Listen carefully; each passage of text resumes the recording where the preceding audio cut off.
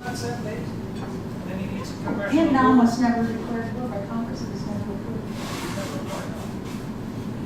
But how do you deal with the House of Representatives? You look at that bailout bill the other day, it was all over the news, 150 wooden arrow manufacturers. How do you deal with those clowns? How do you deal with anything without restructuring the manner in which these idiots operate? I mean, the Senate is a fairly okay body. Every senator is capable of being president of the United States, actually, truth be known. And they actually, each one of them is probably, most of them are responsible for more constituents than the prime minister. So these are very smart people. Obama, McCain, all these people, Biden, these are brilliant, very, very accomplished people. But you're right, Congress is a nightmare. There's no leadership there because they're always running for election. They never stop running for election. So what's going to happen is you're going to get an election on November 4th, and remember, they're all up for election. So every one of those guys or gals who voted for the bailout that's made some of the constituents so angry they didn't vote for it in the first place are gone. So you get a bunch of rookies in there. I mean, what is that going to do? So, yeah, you need real party leadership, and I really think that they have to adopt some of the whip and that kind of requirements party-wise that the parliamentary system needs. And, you know, Obama, when he wins, is going to have to announce a very prominent team. He has Warren Buffett, George Soros as advisors.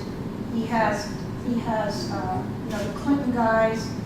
He has a substantial team of very well-regarded economists and that kind of thing. And he's got to do what Stephen's got to do. He's got to say, hey, okay, we're on it. We're going to take care of it. Be frightened, but don't panic. What are the implications for China with tens of trillions of dollars, American dollars? Well, they've taken a big haircut. China and all of Asia, by the way, and the so-called friendly oil states in the Middle East have supported the American indebtedness by massive borrowings and investments in T-bills, long bonds, Fannie Mae, Freddie Mac. The Chinese owned about a third of each of those. They took a complete haircut on that. But of course, a year ago, they were taking a complete haircut of the value of the US dollar. So they basically can't go anywhere. And we're all in this together. The Chinese have to lend their principal customers money to buy their stuff to create 55,000 jobs a week. That's the virtuous cycle. They're not going anywhere. They're not going to put in the euro, goodness knows, now. And so that kind of thing is going to persist, and that's what's going to happen. You're going to get Chinese, you're going to get a ton of foreign ownership in the U.S. of all kinds of companies. And there may be companies that are really great companies that may change hands because they have a credit issue, a liquidity problem, or their banker is tied up in bankruptcy, or whatever. Doesn't mean it's not a sound company. So there'll be a lot of ownership changes and a huge spike up in foreign ownership in the U.S. But at the end of the day, it's not the decline of the American empire. This is a shrinkage. It's all relative. The Americans, you know, the whole global economy will be shrinking. We have deflation. They're going to inflate a lot, I hope, but we'll have some inflation in a real sense. And at the end of the day, the United States will still be 23% of the world's GDP. And Europe will be 28% of the world's GDP. So that's how, and Asia most of the rest.